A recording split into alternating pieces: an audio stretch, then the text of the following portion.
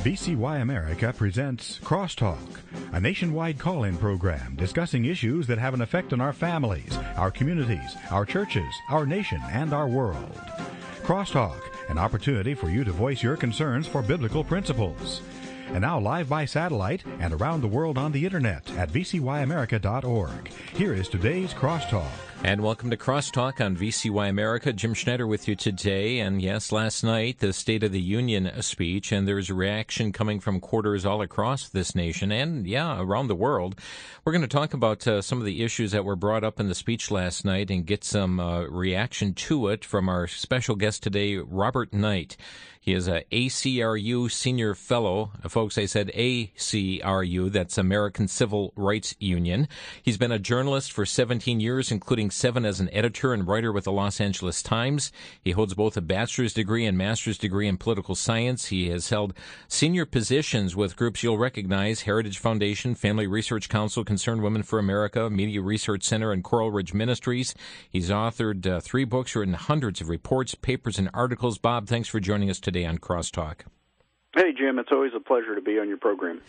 Bob, as people continue to react to the speech last night, there was one reaction to the speech that came from New York Congressman Charlie Rangel last night after listening to the president. He said he was never more proud of being an American. He said it was everything I think the president was elected for in the first instance, and the things that he's talking about is what makes this country great, and that is the middle class, providing for education, taking care of the environment, talking about peace and not war. And so he said, I'm very, very excited. Bob, when you hear the president speak in addresses like last night, do you get that same warm, fuzzy feeling that Congressman Rangel gets? Well, if Congressman Rangel is thrilled with the speech, then I'm upset with the speech, because anything Charlie Rangel is all excited about is probably the wrong thing. The man's a far-left person of unsavory morals. He was convicted, and yet Congress didn't expel him. The guy's beyond the pale, and this was a laundry list for the political left of this country. And the president went on for, I guess, more than an hour, detailing all sorts of ways the government's going to make all our lives better.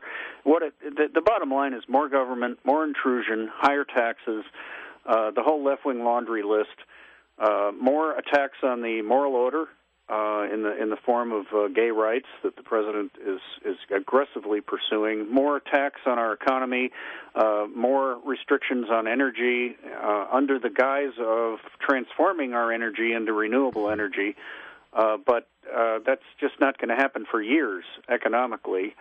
In meantime, he's squeezing our oil supply and putting more restrictions on natural gas and other things that could make us energy independent. This should thrill the political left, and it should leave the rest of us dejected.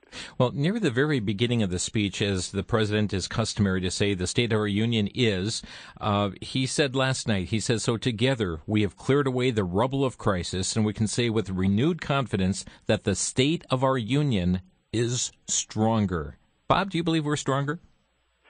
No, unemployment is still at least around 8%, and that's just who they're counting, because many people have given up finding jobs. We're still in a very deep trouble economically. Everybody knows people out of work, and the government spending is out of control. We're 16 trillion plus, and we're projecting deficits in the next few years of being over 20 trillion.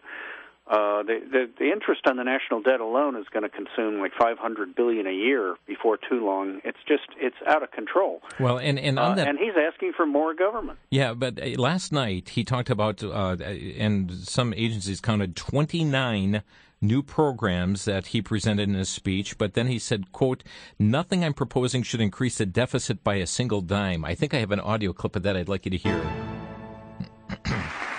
Tonight, I'll lay out additional proposals that are fully paid for and fully consistent with the budget framework both parties agreed to just 18 months ago. Let me repeat.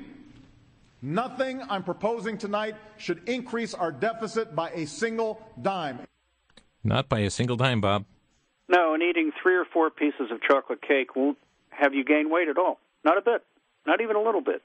This is patently absurd.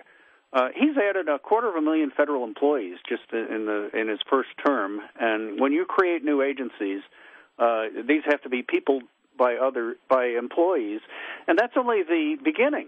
You look at agencies or like the food stamp program, which started out with a budget in the millions, and now it's in the billions.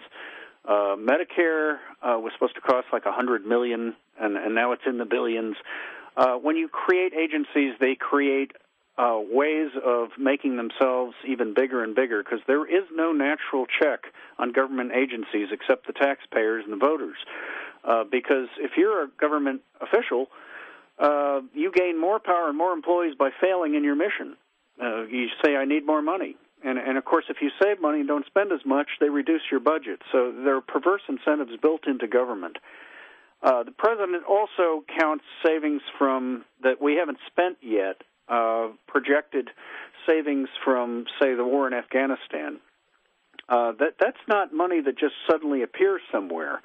He's counting money we haven't even spent yet as savings, and that's a neat little accounting trick. Yeah, and often last night, Bob, we kept hearing the president use the word investment. We need to invest in this or invest in that. And that word investment really means more spending, doesn't it? Yes, it does. And the word revenue means taxes. They talk about new streams of revenue. Well, that's taxes. Everybody should know that by now. And investing, it just means creating more government. Another thing he said that really bothers me is that you talk about children as our most precious resource. You know, whenever I hear that from anybody of any political stripe, it curdles my milk, because you shouldn't think of human beings as a means to an end. I certainly don't see children as a resource for the nation. I see them as an end into themselves. They're created by God in His image. They're of inestimable value. They're eternal beings. They're not a means to any end. He did bring up the matter of preschool, and I'll get to that in a moment. I have another issue, though, here on this matter of spending and where we are fiscally here in our nation. Last night, he warned Congress about the sequester. Here's what he said, quote, in 2011, Congress passed a law saying that if both parties couldn't agree on a plan to reach our deficit goal, about $1 trillion worth of budget cuts would automatically go into effect this year. These sudden, harsh, arbitrary cuts would jeopardize our military readiness. They'd devastate priorities like education and energy and medical research. They would certainly slow our recovery, cost us hundreds of thousands of jobs. That's why Democrats, Republicans, business leaders, and economists have already said these cuts, known here in Washington as a sequester, are a really bad idea. So here he says that Congress passed the law, but what he didn't tell us last night, that he signed it into law himself.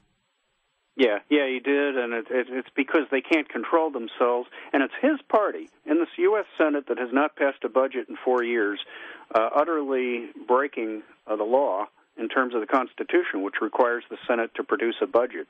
Harry Reid has ignored it. He's loaded up bills with amendment trees, filled them so that you couldn't even have amendments. That's why they're talking about changing the filibuster process. But the main thing is that President Obama creates crises and then says, we have to solve this, and hurry, rush, and then tries to shove something through. And then if it doesn't do that immediately, then the Republicans are at fault because they're not going along with everything. The Republicans produced budgets that actually deal with the deficit. They produced many budgets and sent them over to the Senate, and they're dead on arrival. So who's causing the crises? Yeah. The health care crisis was suddenly a crisis. That came out of the blue. That was manufactured to shove through Obamacare.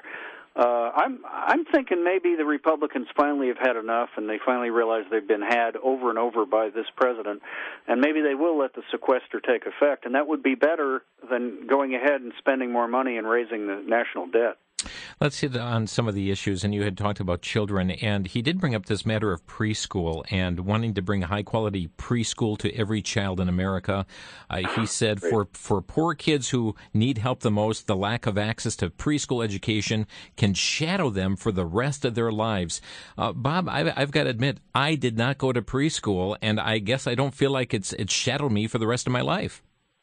Think about this for a minute. What he's saying is that the government doesn't have its children in its clutches soon enough. We need to get them while they're still in preschool, and then we can indoctrinate them in statism, secularism, have them abandon the values that their parents have. What we need to do is get them out of the hands of their parents as soon as possible. Mm-hmm. And we're going to base it on Head Start, which has been a colossal failure. The reason Head Start's in the Department of Health and Human Services is because it's really a welfare program. It's not an education program, and yet it's being sold every year as a great boost to education, when the studies show it has no lasting effect past about third grade. I did a report on Head Start when I was at Heritage Foundation, and for years they based all the increases in the budget on a single study of the Perry Point Preschool in Ypsilanti, Michigan, which is supposed to be the model for Head Start, and it has no resemblance to Head Start. It's a mentor-heavy program with lots of money. Head Start centers don't operate anything like this, and yet year after year they'd say, research shows that Head Start works. I mean, this is the kind of dishonesty in Washington that's common. They'll take a bogus study of something entirely different and present it as evidence for going along with raising the budget of whatever program they want. Yeah, and what really troubled me, too, about his comments on this preschool last night was he said every dollar we invest in high-quality early education can save more than $7 later on by boosting graduation rates, reducing teen pregnancy, even reducing violent crime. And I thought to myself, Bob, what in the world is sending a child to K4, how does that reduce teenage pregnancy? No, it doesn't at all. He's blowing smoke. The one thing that would reduce teen pregnancy, crime, all the social pathologies is restoring respect for marriage and family. The government is doing the opposite. It's providing all the functions that the family does and pushing the family out of the way.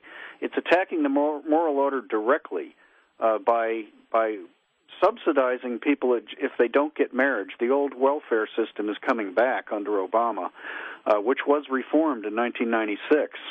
Bill Clinton was forced to sign it. It came through the Republican Congress, and it was brilliant. It block-granted welfare funds to the states so the states could eliminate waste and get more money to the people who were truly needy. It took a lot of people off the welfare rolls. Obama's done everything possible to reverse that, and he seems intent on creating even more programs and even more dependency. And when he talks about the middle class, he's a big champion of the middle class. This comes right out of Saul Alinsky, who wrote the book Rules for Radicals, and he was a Marxist community organizer, and Obama is his best student. And he said, you have to talk about the middle class, because otherwise you can't get through our left-wing programs if you don't make it seem like it's a middle-class entitlement. You got to have everybody have a little skin in the game, otherwise you can't get it. And the biggest way they've done that is college loans. You know, instead of talking about how colleges are ripping off kids with inflated salaries of professors, all these left-wing professors are making a fortune and indoctrinating kids, and they just keep raising tuition, and then they turn to the taxpayers instead of saying, wait a minute, why is college so expensive anyway? They ought to reform the colleges so they're not so expensive. It's the one area you don't see liberals say needs a real look at reform. Robert Knight is our guest here today on Crosstalk. He's a senior fellow with the ACRU, the American Civil Rights Union. We're talking about last night's State of the Union speech. We'll be back with more information following the break. You're listening to Crosstalk on the VCY America Network.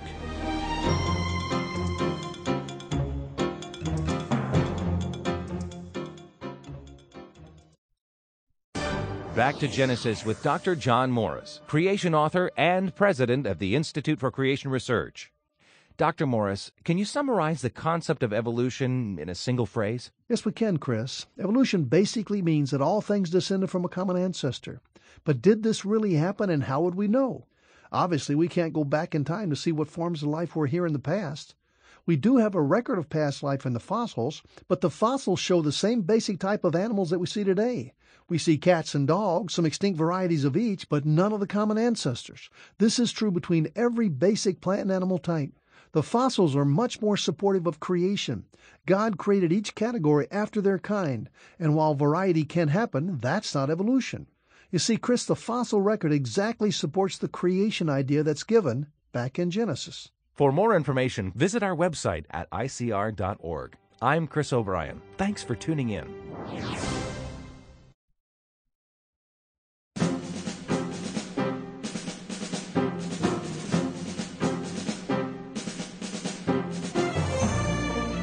This is Crosstalk on VCY America. Robert Knight is with us today, ACRU Senior Fellow, and talking about reaction to the State of the Union address. Just before we continue on, Bob, give us a word about the ACRU as far as what it is and what you're doing there. It's the American Civil Rights Union, not to be confused with the ACLU, which is creating new civil rights every day that we hadn't heard of before. The ACRU was formed to counter the ACLU about 15 years ago, and we file briefs in friend of the court briefs. We filed so far 7 briefs at the appeals court level and the Supreme Court against Obamacare. We hope to join another challenge to Obamacare by Liberty University very soon. And we do commentary. We defend real constitutional rights as opposed to the make-believe ones that the ACLU comes up with almost every day. I'd like to hit a few more. Oh, and by the way, your website address there? Yeah, it's theacru.org. Got to put the in front of it. theacru.org. Bob, I'd like to look at a few other issues that came up last night, and there are multiple, but another threat came last night about use of the executive orders on things like global warming legislation. I mean, we heard the phrase last night again, if Congress won't act soon to protect future generations, I will, saying that he will direct his cabinet to come up with executive actions we can take now and in the future to reduce pollution, prepare our communities for the consequences of climate change, and speed the transition to more sustainable sources of energy. Well, I hope that doesn't mean shoveling more billions toward companies that have failed, like Solyndra. That the guy who wrote the book, Throw Them All Out, I forget his name, but an investigative reporter wrote a book that indicts much of Congress along with President Obama, and says that much of the money devoted to great causes actually just goes into the pockets of supporters of these guys. And the Obama Renewable Energy Campaign is probably Exhibit A. It wasn't just Solyndra.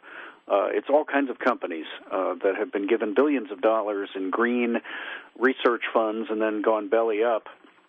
And meanwhile, the Obama administration has virtually shut down new leases on federal lands for oil and gas. And it so happens that the U.S. is one of the richest depositories of oil and gas in the world, and we could be energy independent in probably 10 years and not have to worry about Middle Eastern oil, but not if the Obama administration keeps putting the lid on it.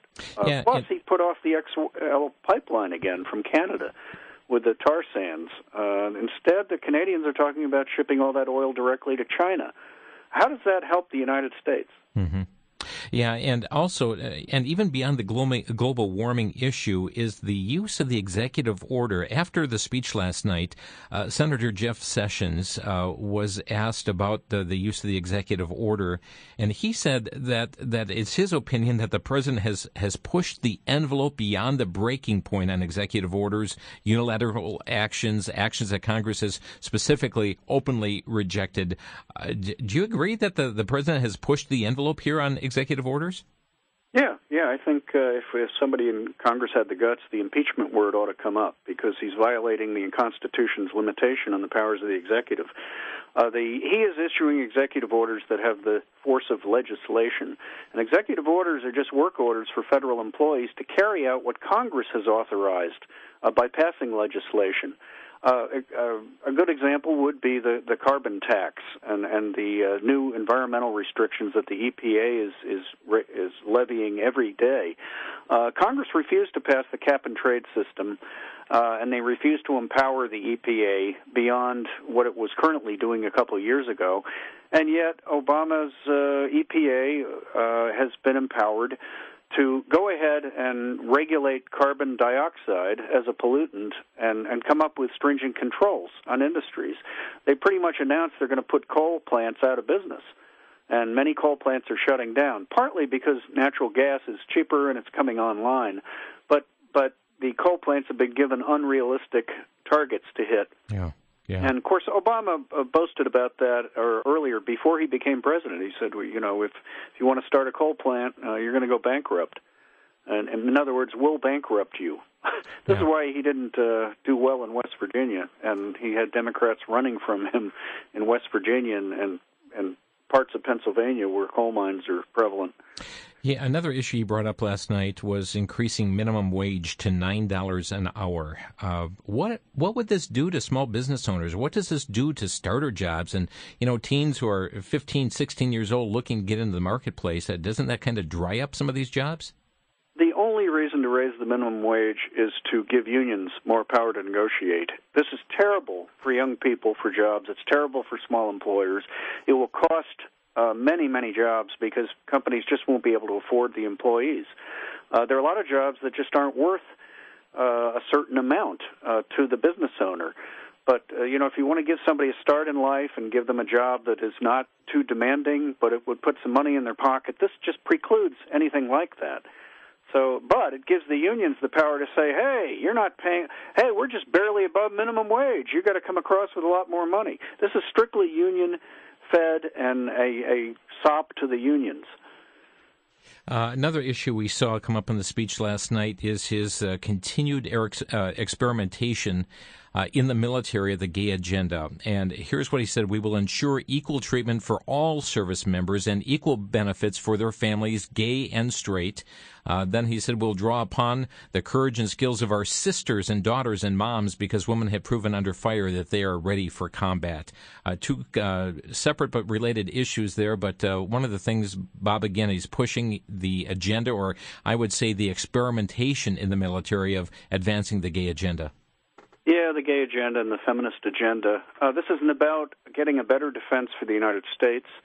It's about imposing a radical agenda on the military and using that as leverage against the rest of American society to swallow this radical agenda of sexual sameness instead of equality.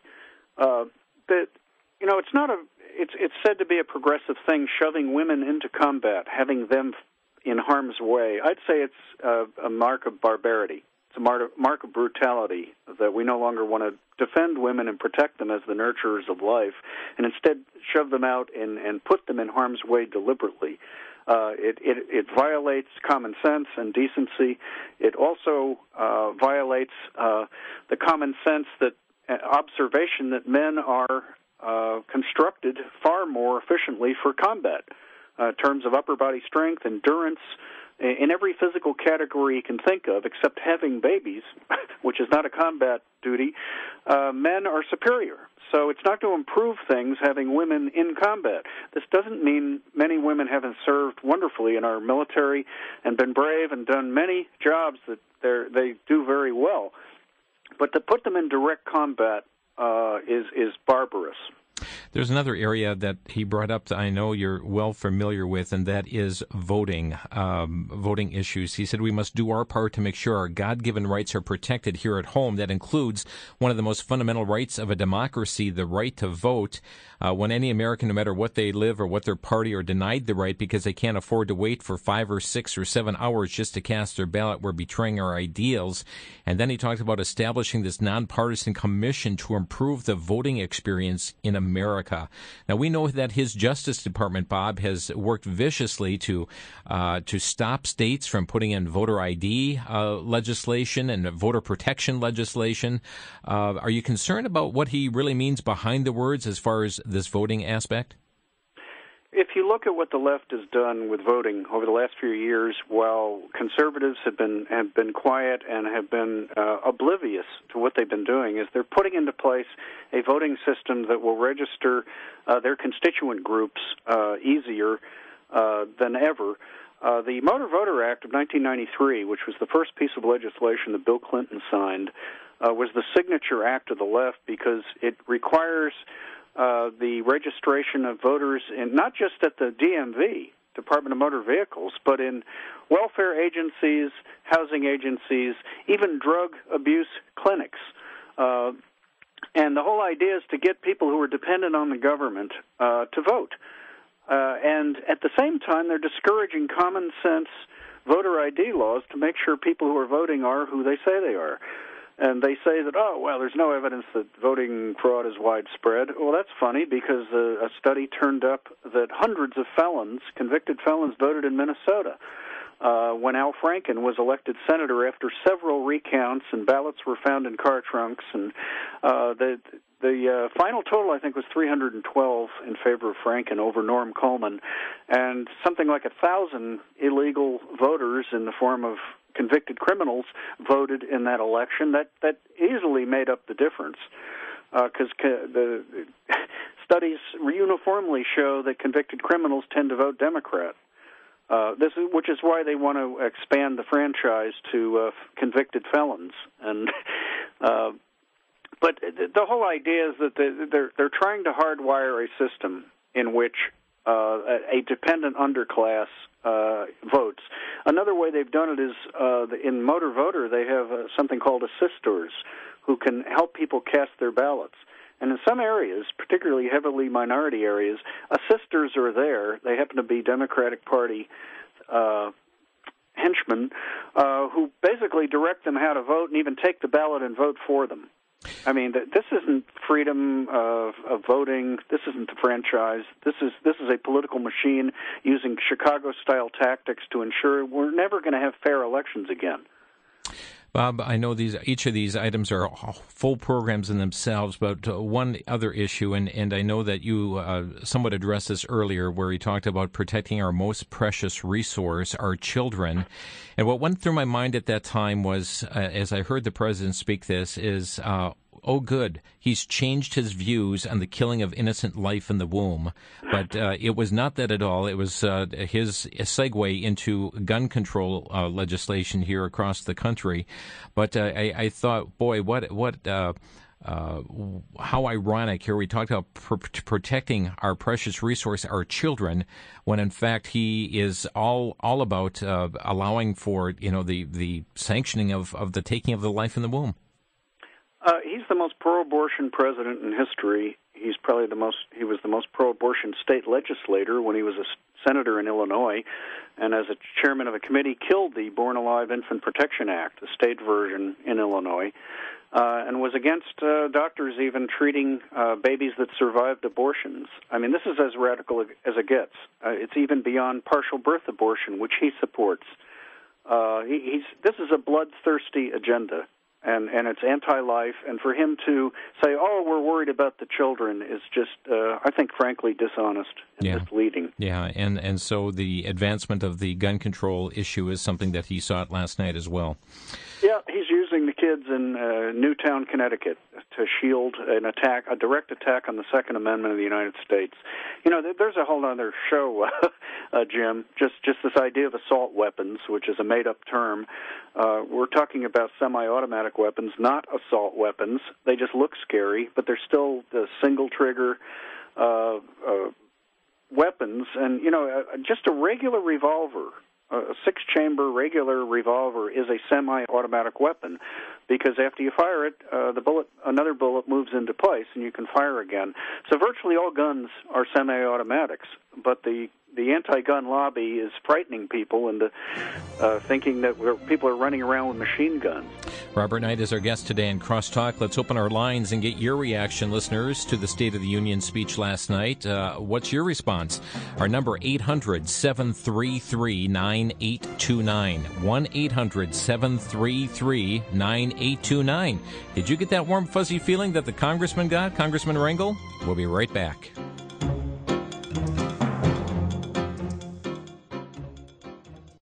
Nearly 90% of Christian children attend a public school. Filmmaker Colin Gunn, a homeschool father of 7, went on the field trip of a lifetime. Driving an old school bus, Colin and his family traveled across the nation, exploring the origins and social impact of public school education to discover if children are morally and physically safe, if public schools are religiously neutral, and should Christians try to be salt and light in secular schools. 102 minutes in length, it's an impactful message. In the companion book, Indoctrination, some 18 writers come together to look at how the educational system is actively at work to alter your child's moral values, worldview, and religious beliefs. It explores the biblical principles regarding education and who is ultimately responsible for our children's future. The Indoctrination DVD is available for a donation of $22. The book is available for a donation of $18, or you can obtain both for a donation of $35. To obtain yours, call 1-800-729-9829, 1-800-729-9829.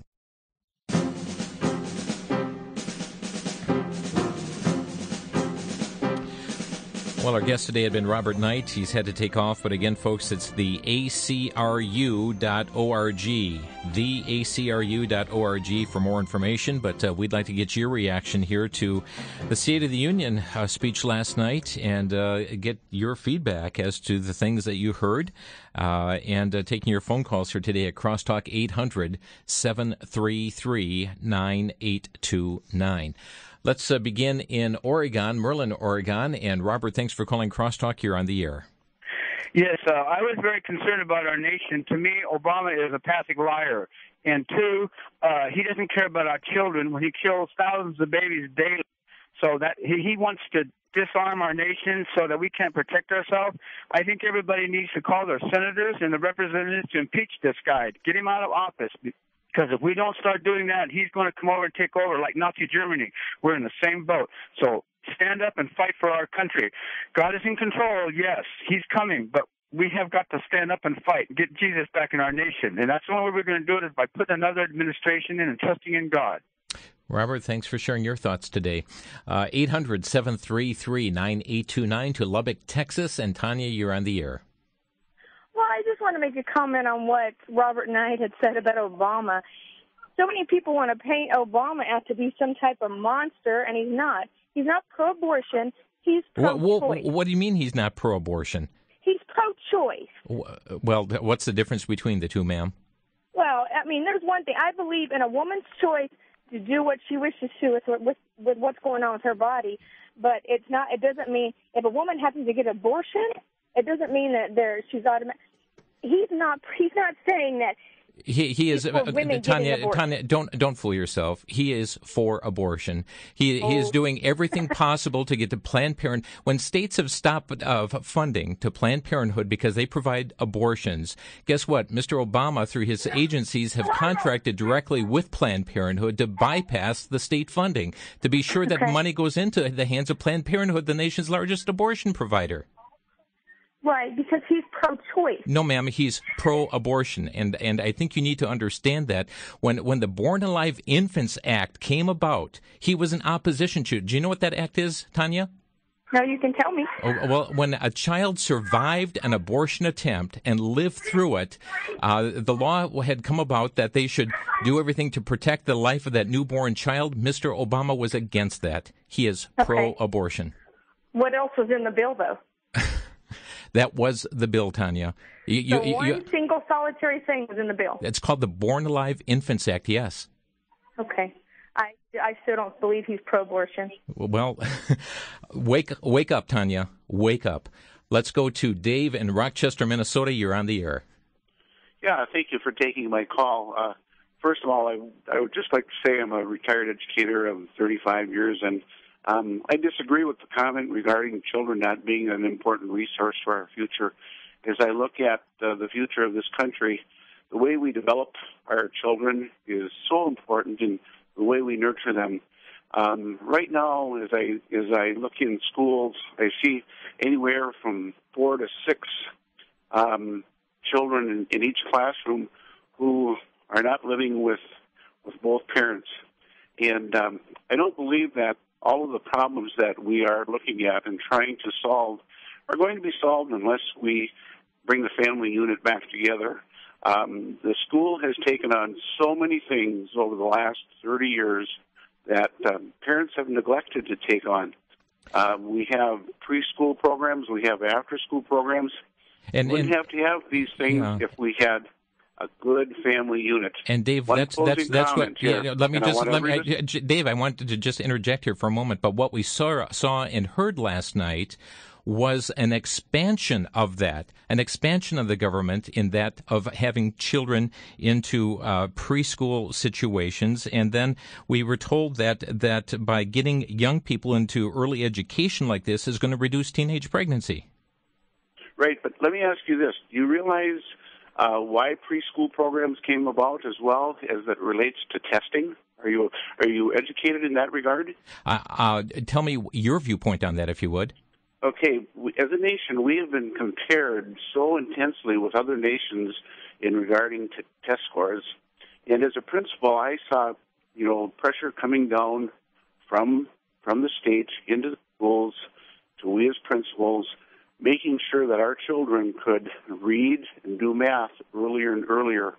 And I believe that both of these subjects are very important. But, as I said earlier, the family is so important here. We wouldn't have to have preschool programs if we had children in a good mom and dad environment. So let's strengthen the family then, Dave. Let's bring about initiatives to strengthen the family, not pull them apart from the family. And maybe that's what some of our programming time should be spent on rather than bashing people. Okay. Thank you, Dave. Appreciate your comments. Eugene in Michigan, you're on the air. Yeah, thank you for taking my call. Yeah, like on abortion, he says, I heard that last night, and he says, preschool and this and that, but he doesn't think about all the babies that are killed in the womb, though. There isn't going to be very many 4-year-olds at the rate they're going.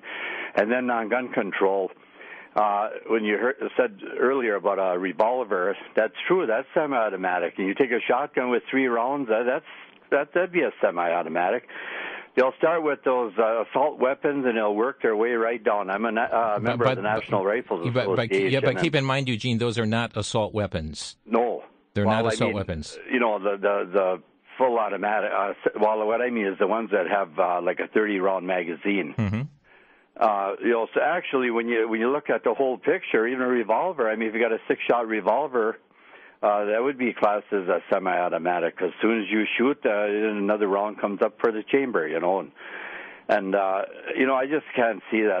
They're going to start with one thing, and they're going to work right down the line, and before you know it, our guns will be gone to the UN, and then they'll have registration where you have to have a card to get your weapon off if you want to go deer hunting. And when you take a look at Feinstein's legislation here on gun control, and I forget the exact number of specific guns that will be banned through her legislation, it's pretty astounding. Wow. Well, have a good day, and thank you for taking my call. Thanks for your call here. Bye-bye. Christine and Racine, you're on the air. Yeah, I'd like to know if your guest can help me to understand. The guest is gone here. We're getting your reaction to the State of the Union last night. Yes, and that's what I'm talking about. Why is nothing talked about as far as fracking? This is a boon to our economy, and yet we have the environmentalists talking about scaring the life out of people, Hollywood in collusion with them, to create a situation where we keep talking about these boondoggles of these alternative fuels. And hey, that's lovely, but we have a wealth of fuel right here in this nation, and we're not being allowed to touch it. And fracking is an amazing process, and we're being scared to death about it. It's ridiculous. Yeah. That could turn our economy around in a year's time. Thank you, Christine, for your thoughts. To Robert in Montrose, South Dakota, you're on the air.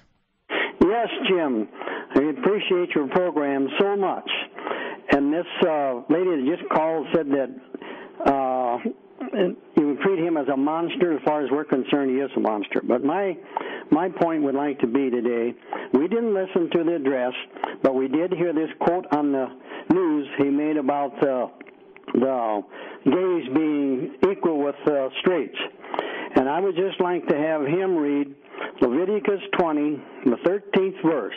If a man lies with a man as one lies with a woman, both of them have done what is detestable. They must be put to death. Their blood will be on their own heads. So that's my comment on all his weird things. Thank you. Okay, Robert. Then to Alabama. James, you're on the air. Yes, I have 2 questions. Like you said, that the Senate has not passed the budget in 4 years, which they violated the law, and the president is using executive orders to make laws. They're violating their oaths, and they're violating the law. Is there anything anybody else can do? Can we sue the Senate or sue to impeach the president? What can American citizens do? Well, I appreciate the call, and our guest is gone, but certainly it is the House of Representatives that draft the articles of impeachment, and so contacting your congressman, if that's your sentiment, as you're expressing here, James, that's an avenue you have, is to contact your congressman and share your thoughts regarding that very issue. Thank you. Okay, thanks for your call. Our number 800-733-9829. Jessica, you're next in Milwaukee. Go ahead. Yeah, I just want to say the people that are like standing up for his comments about education and whatnot, I believe, you have to go way back in history to see, and over time, what they've been doing in education. Take the prayer out, and even, the German roots of it. It's got a bad base. So when you say, we're going to give them these programs, they're just trying to get a hold of the kids and inculcate them as early as possible. You said, in the 60s you could read the Bible, now you can't. And then they're going to gay ceremonies. It's evil, and it's, you have to look at the big picture. Appreciate your call. And folks, I know that there's big monies that come into school districts that have these early childhood programs. There's big revenues that will come in, but a comment that talks about lack of access to preschool education can shadow them for the rest of their lives. Folks, whatever happened to all of those of you listening right now that never went to pre-kindergarten, that never went to preschool? Has your life been hindered as a result of this? I understand that the family unit, that there's great breakdown there. But you know what? There's so many proposals that are coming forth from this administration to break down the family unit even further. Even the tax penalty, the marriage tax penalties that are in play here. We have the advancement of quote-unquote alternative lifestyles that certainly break apart at the family unit as well. And so what about putting together the resources to have a firm family structure? We have seen numerous, even medical agencies, talk about the advancedness of children who are raised in a two-parent family. What are we doing as a nation to strengthen those two-parent families? So something else there to think about. Let's go to Pensacola, and Michael, go ahead. You're on the air. Yes, sir. Good afternoon. I'd just like to make a comment and say this, that people need to stop putting their faith in government. Government is not going to solve your problem. Democrat nor Republican, they all sleep in the same bed. They're playing the same game. Every 4 years, another guy come along, say he would do this, he would balance the budget, he would straighten stuff out, but it never gets done. Okay. Appreciate that. Yeah, some trust in horses and chariots. We will remember the name of the Lord our God. Our faith and trust cannot be put into a political party. I certainly get that. Thank you so much. Jacob in Victoria, Texas, you're on the air. Yes, sir. Thank you. I want to say that that last caller, he's right. He's so right. I was listening to Brandon House's show before your show came on the air here, and he was talking about the same subject. And he went all the way back to Lamar Alexander, who was in charge of a lot of this, this education program. Yes. But he didn't take the step farther down. What he learned from Robert Mueller, the Assistant Secretary of the United Nations for many years. He studied Alice Bailey and started a school in Texas here, and it was they built all this it's paganism, and they're teaching that in the schools. And I want to say that anybody that don't know that the root of this is Satan, go and read Brandon House's book Grave Influence and the new one Religious Trojan Horse, because this man I think is the best that I know anyway that about exposing this and the worldview of all these people from Hegel to Nietzsche and Darwin and Hitler, John Dewey, and there's just so many others. It's just war, sir. Thank you, Jacob. Again, that's Grave Influence by Brandon House. Thank you for recommending that. Yeah, the trust cannot be in government, but the problem is, folks, that through the proposals we heard last night, it's an expansion of government that grows greater and greater and greater. We'll be back in 1 minute with more of your reaction. You're listening to Crosstalk on VCY America.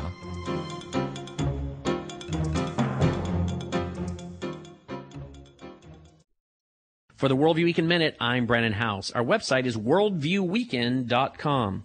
Recently, the Washington Times reported that leading evangelicals, like the president of the National Association of Evangelicals and some folks with the Southern Baptist Convention and others, including Jim Wallace's organization, Sojourners, are working together to bring about citizenship for millions of illegal aliens. Well, regardless of what you think about this, and I'm not for it, because there are many social issues that have been brought on by illegal immigration, including the lack of jobs for current American citizens. But regardless of how you feel about it, this group was reported in the Washington Times as saying that now there needs to be a campaign on this issue, and the church needs to get right on this issue by reading Matthew 25, the exhortation to clothe and feed the stranger. My friends, if we read that in context, Jesus refers to those people as brethren, Christians, fellow disciples. Let's not take Scripture out of context to push a public policy agenda.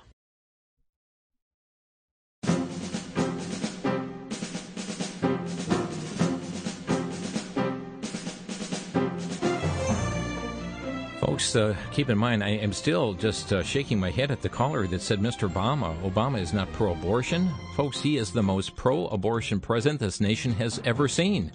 Well, we're taking your phone calls, reaction to the State of the Union address last night. Our number 800-733-9829.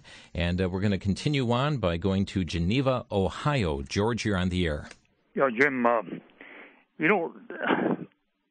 we've listened to this president over and over and over again. There's three premises are followed here. They're satanic, really. I'm not saying he's of Satan. I say there are satanic premises he's following, at least a major time that I've heard him. And those are, Satan is a liar, he's a thief, and he's a murderer. And that's, I'm sorry to say, that's what this man is following. He lies, he's thieving, stealing from the general public. There's people that go on welfare. They don't have to be on welfare. They could work. And that's a murder, of course, murdering babies. And it's okay for, to eventually it's going to be taking the elderly to his Obamacare. But that's the premises he's following, and that's demonic. And I have another term. There's Democrats, true blue Democrats. There's a few of them. But they're what I call demorats, demonic. They're led of Satan. Replace the C with an R, demorats. Well, thank you for your thoughts here, George. And folks, I want to underscore, we have a responsibility to be praying for our president. We have the responsibility to pray for those who are elected over us, our congressmen, our senators. And just keep in mind that there was one known Saul of Tarsus who was on the road to Damascus in order to persecute Christians until he had an encounter with the Lord. Oh, how we can pray that certainly would be true for the leaders of this nation as well. Let's go next to Marianne in Milwaukee. You're on the air, Marianne. Hi, Jim. Thanks for taking my call. Of course, everything that Obama said in his speech was expected, except for one thing that shocked me for a second, and I wonder what your take on it with your guest is. The statement that Obama made that he wants to set up business relations with the European Union. Yeah, it was an interesting statement. I would like to see how that, and again, our guest is gone, but I'd like to see what he means specifically by that. Sometimes we have these statements that are made, but there's a whole plethora of things that lie beneath the ice that indicate what the plan really is, and what that plan really is kind of unknown to us at this point. Appreciate so much your call. Carl in Lake Delton, you're on the air. Hey, God bless your ministry. Obama is probably here because it's due to the fact that he's going to be a fulfillment of Scripture. And the fact that his health care plan talks about a chip and the implantation of it into a hand is an illustration given there. I'm sure if we had our somewhat Christian senators would have read that part, they would have went for it. And like Nancy Pelosi said, well, sign it first. We'll figure out what it's about later. Mm-hmm. This is all part of God's plan for Obama and Satan's minions to rise to this occasion. And we just need to pray that the Holy Spirit of God would grab this country and change it and keep us solid in Christ, keep us supporting Israel. I read the book as America does to Israel, mm-hmm. and there was 70 times when the United States goes against Israel and how we get spanked for it. Yeah. Canada was probably one of their most pro-Israel, probably one of their best friends. Their economy is doing great, and due to the fact that they are supporting Israel. Thank you, Carl. And you talked about our nation needs to change, and it starts with us as individuals, doesn't it? It starts with us. It starts with our churches. And thanks for bringing that reminder to us today. To June in Washington State, you're on the air. Yes, thank you. My mother was an educator for a couple of years, and she had 11 children, and her sister and her husband had 3 children. And my cousin was always trying to better my brother, and so the teacher told my aunt, she said, you are just pushing this boy too hard. He needs to she said, his brain is tired. Let him alone. And I think with Obama trying to get our children younger and younger, he's just trying to get their brains tired and he's brainwashing them. Well, thank you for sharing your thoughts. I know that there are efforts to go well beyond age 4 down to age 3. With kindergarten, we're feeding breakfast, lunch, and supper, in certain schools. And is this the role of government, or is this the role of the family, the home? What are we doing to strengthen the home? What are we doing to strengthen the family? Bob in Joplin, Missouri, you're on the air. Okay. The caller that called in a few minutes ago mentioned Alice Bailey and Robert Mueller. That man is dead on. Couldn't have said it any better. It was going through my head to call you guys and voice my opinion about and mention them, and he beat me to it. And I about fell out of the chair. These people are implementing through the UN a whole global educational system. And that's where a bunch of this stuff is coming from. So I just wanted to confirm what that man said. He's not the only one that has read that or seen it, but it's happening. Thank you, Bob. All right. Thank you, guys. Bye-bye. Gary in Milwaukee, you're on the air. Hi, yes. Thanks for taking my call. Recently saved a few years back and do not agree with what Obama is saying and trying to push. But until he violates a law, until he breaks a law, I don't think there's anything we can do to impeach him. Well, and that's where the question really comes down to, Gary. Are the executive orders that are being put into place, are they in violation of the law? And this is something that congressmen have raised and are discussing. So when constitutionally speaking, as to the office of the president and what his duties and responsibilities are, has that violated that constitutional privilege for the office? Guess we'll have to wait and see. Well, God bless us all. Thank you. Thank you, Gary, for your call here today. Well, we have certainly run out of time, and no doubt many of you saw the opportunity or saw the speech last night and have reaction to it. We brought up some of the major points and issues here today, but folks, our trust doesn't come from 1600 Pennsylvania Avenue. It comes from trusting in the Lord. Yes, He is in control, and we need to be faithful stewards of that which we have here on this earth. That is our vote, faithful stewards of that which He has entrusted us to, faithful stewards of our home, our children, and our duty to God. Well, thanks for joining us today on Crosstalk. May you have a blessed day in the Lord.